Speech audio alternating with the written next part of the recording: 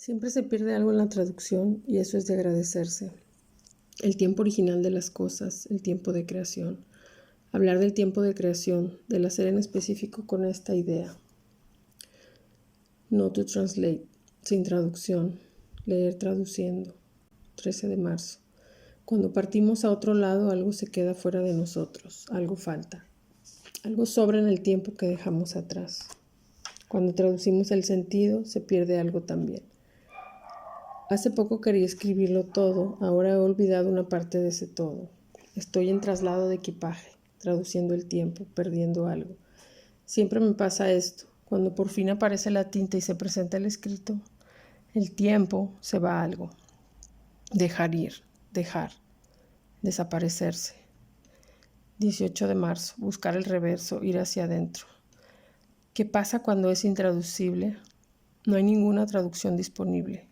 Cuando el gesto deja un vacío de interpretación.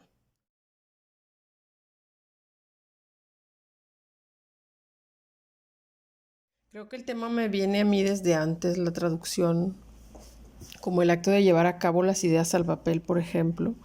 Ahí hacemos traducción, o también es un tema que me interesa como la exhibición, cuando la obra llega al espectador, al acto físico ya de exponerse, está pasando también algo ahí. Y lo que hago es casi siempre traducir, o lo veo como que siempre estoy traduciendo contenidos. Pero originalmente el inicio del texto surgió a raíz de un ensayo de María Negroni que ya había leído, que se llama, es un libro que se llama El arte del error. Y ahí uno de los ensayos es la traducción en 7 verbos, música nómad. Y pues nos expone 7 verbos, de los cuales, a mí me interesaron 3, que era leer, trasladar, exiliarse. Y un poco ahí expone esto, o sea, se hace la pregunta, vienen varias cosas muy interesantes de cómo al momento de traducir, pues obviamente tienes que ponerte en el lugar del otro y también te tienes que desconocerte a ti mismo también para poder hacer ese trabajo. Hay varios puntos. Y pues una de las preguntas es, ¿acaso no se pierde siempre? ¿No se pierde cuando se escribe el poema original? La poesía es lo que se pierde en la traducción. Y yo es un tema que también lo he escrito muchas veces en mi mismo proceso. Hay otra frase que pongo que dice la poesía se confirma al verse extinguida, deshecha, o sea, al momento de que le llamas poema también se pierde algo de esa poesía. Al momento que confirmas que es poesía, pierdes la poesía. Siempre lo he visto de ese modo.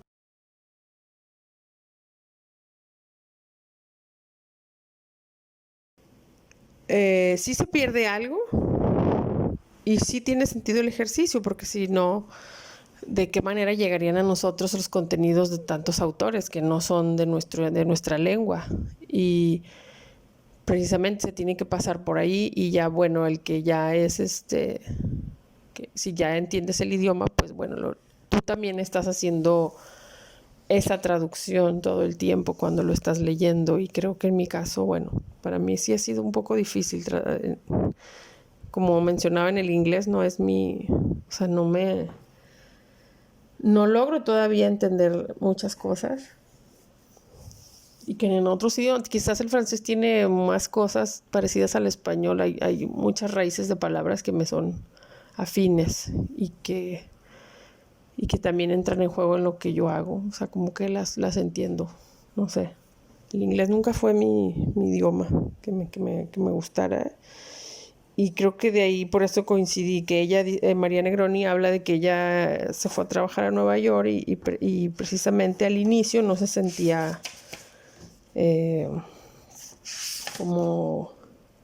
Dice, me sentía lejos de poder apreciar en toda su magnitud las propuestas verbales, ¿no? Como que tienes que tratar de comprender todo el tiempo, y al mismo tiempo llevarlo a otro mundo. En el caso de mi trabajo también yo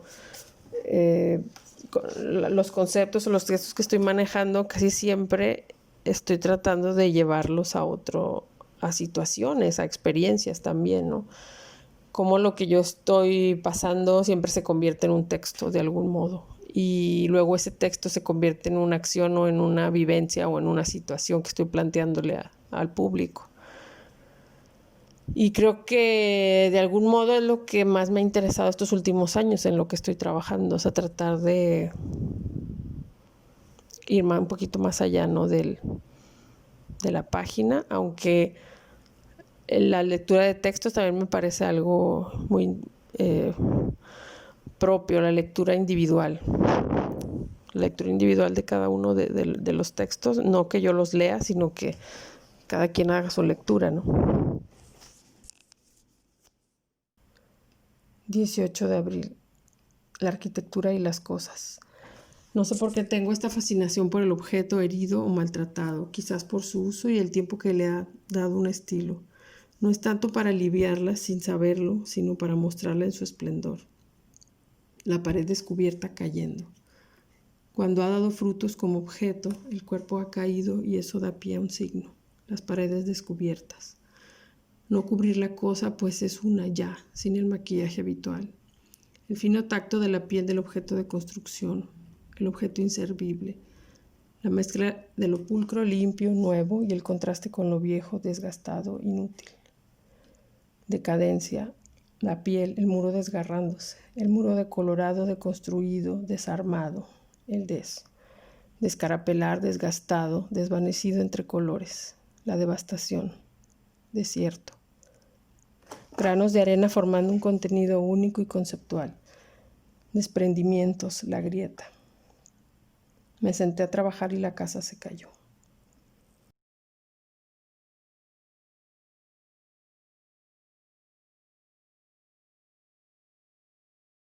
En el Museo del Centenario presenté la pieza que se llama Meter aguja y sacar reja.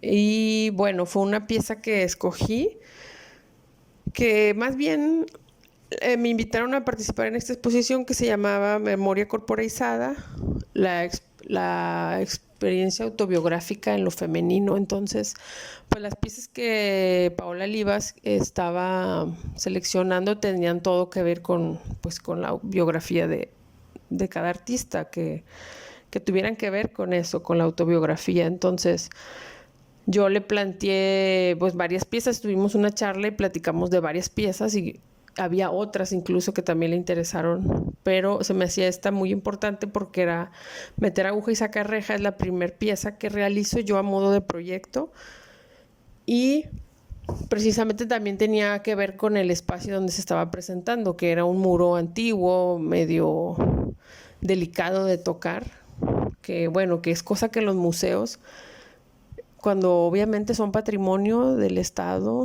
no se pueden tocar las paredes. Y bueno, el Centenario siempre ha sido para mí, sus muros siempre han sido como muy, los muros originales de sillar se me hacían interesantes de trabajar algo con ellos. Y en este caso pues fue como todo cayó como tenía que ser. Les propuse a Sara López y a Paola realizar de nuevo esta pieza y la quería haber hecho antes de cuando cumplió 20 años de haber sido realizada, pero en este caso pues fue como cayó anillo al dedo de volverla a hacer en un lugar donde precisamente la primera vez que se hizo tenía que ver también con la calidad y la textura de ese mismo muro, era similar. Y bueno, regreso a la pieza porque también se me hacía interesante desde donde lo planteaba ella de la experiencia autobiográfica y creo que a partir de esa pieza es que yo decido pues seguir esta carrera, seguir en las artes visuales.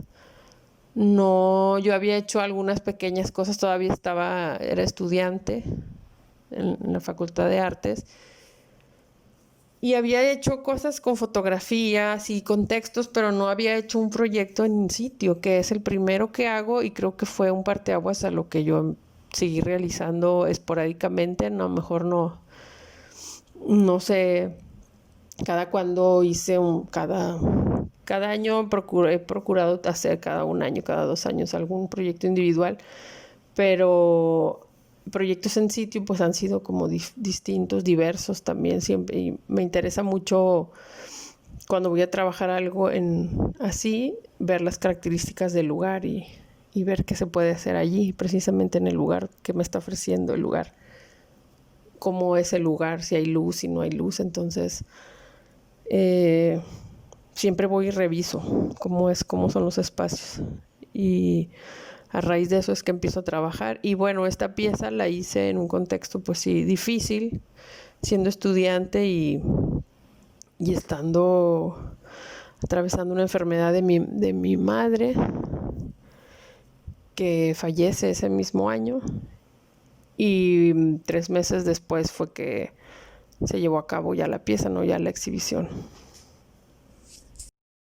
Y bueno, meter aguja y sacar reja es un refrán popular español, creo. No es, ya está en desuso, pero yo lo entendí, yo también le di mi propia interpretación, porque tiene varias interpretaciones, que era como casi que venderte con el diablo también, como no hacer esfuerzo y querer ganar todo, ¿no? Pero en mi caso era un poco como con un mínimo esfuerzo, eh, con una mínima actividad, generar un impulso mayor, ¿no? Generar otra más allá mayor que tocara ese muro. Y pues obviamente lo que hace la acupuntura, que tiene que ver que son ciertos puntos del cuerpo que generan un bienestar, obviamente estudiados, qué puntos son esos, ¿no? En el cuerpo humano. Yo en este caso elegí diferentes texturas del muro del Centenario para abarcar como la totalidad del cuarto donde fue exhibido. Es un poco como eso. Siempre he tratado de hacer mi trabajo de esa manera, con pocos elementos, tratar de decir más, ¿no? 2 de abril. Esto ha cambiado. Estar aquí ya después de pasar una tormenta, ya no saber, además. Con el sueño encima me levanto de nuevo y escribo. Detengo un tiempo y lo acomodo otra vez. No sé si encaja, no sé a dónde vamos. La gran pausa, hablar del espacio, mi estudio. Mi objeto de estudio siempre estuvo dentro de mí, ha estado dentro, y quisiera exponer un tanto de eso. No quise nunca sacarlo literalmente de ahí, así que mis estudios nunca han sido tal cual. Mi estudio, tal parece ser que se ha extendido. Me he extendido todo el tiempo por toda la casa, más bien. Soy un desorden en completo orden, tratando de dejar aquí y allá toda clase de pistas. Escribir toda clase de cosas sobre toda clase de cosas. El espacio construido como el hogar, el espacio que hemos hecho dentro.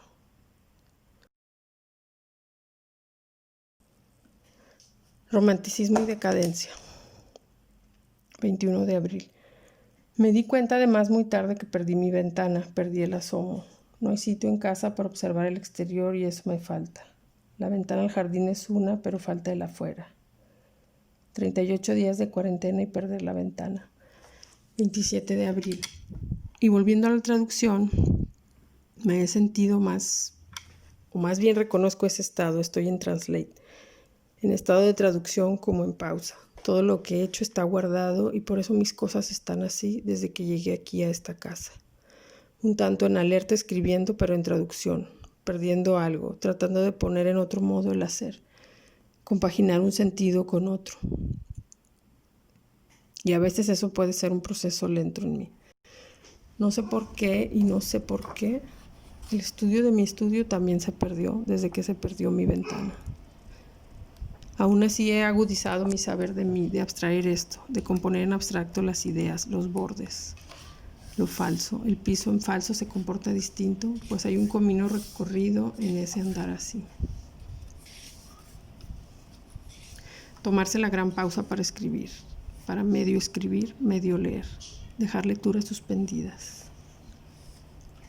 Vivo y trabajo ahora en una casa rentada que ha pasado de mano en mano por gente de confianza, recomendada a su propietario. En fin, así es, y vine aquí pues encontré mi estudio, un lugar para trabajar, para escribir. Y la casa fue cambiando porque vendieron un terreno continuo que justamente daba a mi estudio. Teniendo 2 grandes ventanas, perdió poco a poco toda vista, se fue. Empezó la construcción además, iniciando casi a la par de mi segundo embarazo. Atravesé esto con ruidos, todos los días de construcción y golpes a los muros. Así que cambió todo. Perdí mi ventana. Mi sitio de soledad y trabajo se esfumó por un levantamiento de una pared de 3 pisos que cubrió lo que era la imagen de un árbol frondoso delante de mi escritorio. Perdí mi ventana y así puse unas telas, que no cortinas, pues no pensaba tapar esto sino por la vista de los nuevos inquilinos trabajando en la construcción.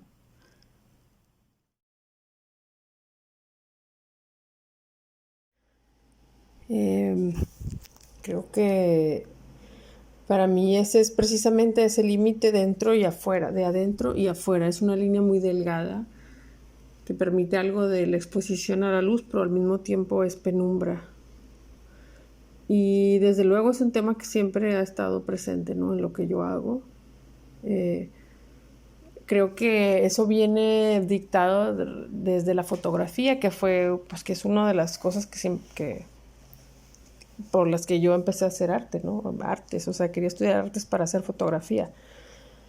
Más bien quería hacer fotografía, o sea, ni siquiera sabía que iba a ser artista, pero yo quería saber cómo hacer fotos y sin una cámara en mano intentaba querer abarcar eso. O sea, como muy ilusorio todo, pero pues se logró concretar de algún modo. Y es experiencia de la fotografía, del obturador, de qué tanto se abre y qué tanta luz entra, creo que ha estado presente en muchos proyectos, en las fotos, indicando precisamente como esos ejemplos que pones, o de otro modo hablando del proceso de la fotografía, del lo que no se ve en las fotos, pero es lo que está sucediendo, de que con una mínima de luz que entra se genera una imagen ya en el negativo. Y también lo expongo de otra manera en otros proyectos, de la imagen velada, la imagen expuesta. Son cosas que me interesan mucho. Y por un lado, ese mismo forcejeo entre estar adentro y afuera creo que es lo que permite que yo escriba también, ¿no? Esa imagen del cuarto, de qué tanto dejas ver y qué no se deja ver, o en la escritura lo que se dice y lo que no se dice, ¿no? Lo que está latente. Entonces la ventana es como pues ese umbral, ¿no? También, al mismo tiempo es umbral, es ventana y es umbral, es entrada de cosas, pero también estoy del otro lado, o sea, estoy sugiriendo algo, no quiero decirlo todo, siempre he estado ahí.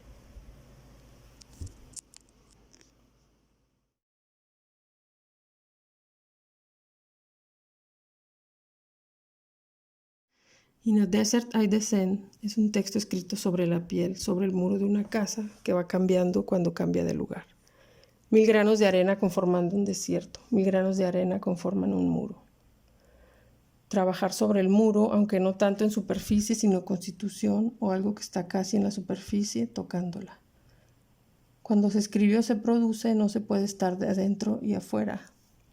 Coincido, no puedo decir a veces de qué escribo, mucha de mi obra se constituye así. De algún modo, la primera obra que realicé con un tinte de arte y la última tienen tanto que ver por las características que las guardan. El muro cansado y frágil, el muro de una casa que resguarda y que es símbolo de protección, la casa. El estar dentro y el estar fuera conforman eso en disyuntiva que me hace escribir de. El des, muros intocables además. Meter aguja y sacar reja en el centenario e In a Desert I Descend en Casa de la Cultura. El proceso continuo de su desaparición, de estar a punto de caerse, insostenibles como mis estados. Los capítulos de In a Desert I Descend cambiaron de forma en el transcurso de su exhibición. Es un tema que me interesa mucho y la parte que se expone y que le da continuidad a ese mismo argumento dentro del texto de base.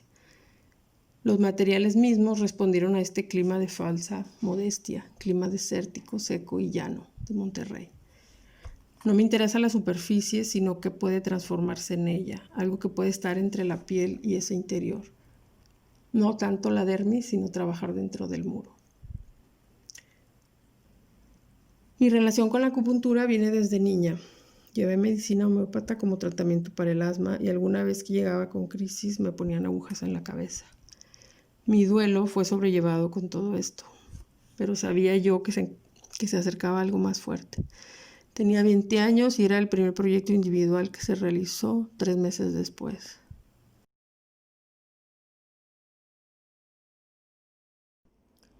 Sobre la casa como símbolo de protección y mi relación con el muro, con los muros, o no sé si ha cambiado mi relación con esto, más bien ahora que realicé esta pieza de las agujas fue como tenerlo más consciente y saber que tenía mucho que ver con esa protección que se me estaba yendo de las manos, la madre, ¿no? Y que el muro lo era también. En mi casa de la infancia los muros siempre estaban como cayendo, tenían deterioro y yo he tenido la necesidad de reparar cosas, de encontrar objetos olvidados por otros, de reafirmarlos y encontrarles un sentido, ¿no? Y pues es precisamente lo que siempre he tratado de hacer con el texto, como darles devolverlos otra vez a la utilidad. In a Desert I Descend, capítulo 1. La poesía es límite. El espacio se reivindica por un señuelo, una nota que aparece recordando un momento. Entre mis dedos sucios de tinta se quedarán cientos de páginas e instrumentos que no utilizaré. Querer escribir, deteniendo con la mano la puerta y con el dorso la pared. No hay por dónde ocultar los motivos que esto ataca. Porque es preciso hacer de este momento el objeto. Porque cuando escribo detengo todo, todo se prolonga sin más, todo está atajando la primera palabra, escribir. Todos ocupan un lugar que desde aquí apenas escucho, los susurros de la ciudad. La ciudad está a un lado, la escucho. Yo discurro entre mi escritorio y las aves, todo es calma. Después ha pasado el tren. Las palabras fueron escritas y llevadas a un lugar oculto donde no cabían las manos. Un lugar seguro donde no cabían las manos. He decidido comenzar en el punto que nadie toma. La voz es retomada y entona un sendero. El lenguaje buscaba refugio andando tras las ramas. ¿Cómo será que un pájaro sobrevive en medio del desierto? Capítulo 2. Recorrer la casa. Sostenerla desde antes.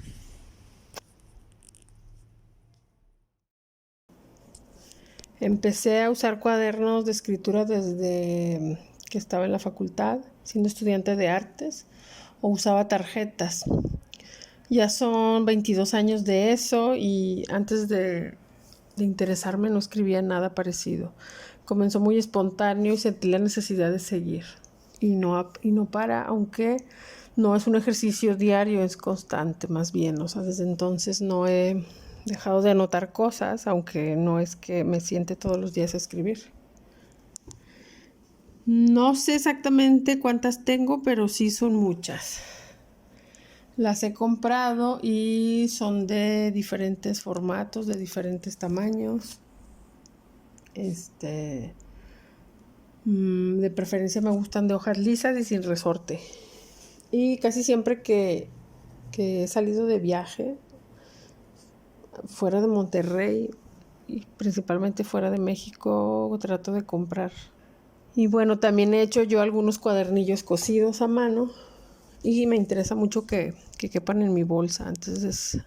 Antes de ser mamá, pues sí traía siempre conmigo la libreta, pero ahora ya a veces sí la cargo. O sea, ahora más bien está siempre en mi escritorio y ya cuando quiero ir, voy y la agarro, pero casi siempre traigo una pequeña en la bolsa. Y me gusta la textura limpia del papel, ya sea blanco o beige. Me gusta mucho para escribir. Ahorita no encuentro unos rollos de papel que compré, de hecho, de papel arroz. Pero sí depende mucho del diseño de las libretas. Como que no es que tenga que ser muy pulcra, sino que me den ganas de escribir. Hay otras que no me dan pauta y pues ya paso a otra cosa y agarro otra libreta y empiezo. ¿Qué pasa con ellas cuando se llenan? Pues las voy guardando y también las vuelvo a leer de vez en cuando. Si hay algo que quiero buscar, voy de nuevo a las libretas, hago consulta de ideas. Y a veces tengo algunas en mi mesa, las más recientes, porque a veces dejo ideas allí y luego continúan en otra y así, o sea, los proyectos se van mezclando, o sea, los voy captando así en partes. Y también ahorita mis libretas pues tienen dibujos de mis hijos. In a Desert I Descend, capítulo 3.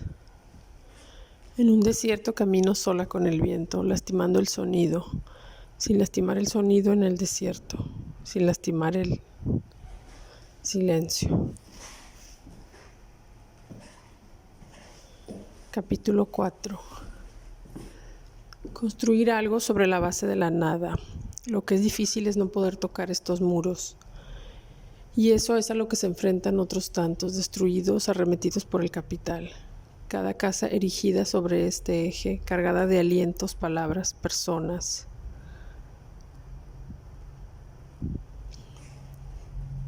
Todo se desmorona, se va deshaciendo una idea tras otra, desapareciendo la vaga idea de comunidad. De escombro. Se abren paso, hemos tenido tiempo, hemos tenido la idea de progreso. Nos ha perseguido siempre. La devastación de la tierra permanece. Las palabras son ahora desalojadas, vueltas a la calle. ¿Dónde es ese sitio? ¿Por qué le llamamos así?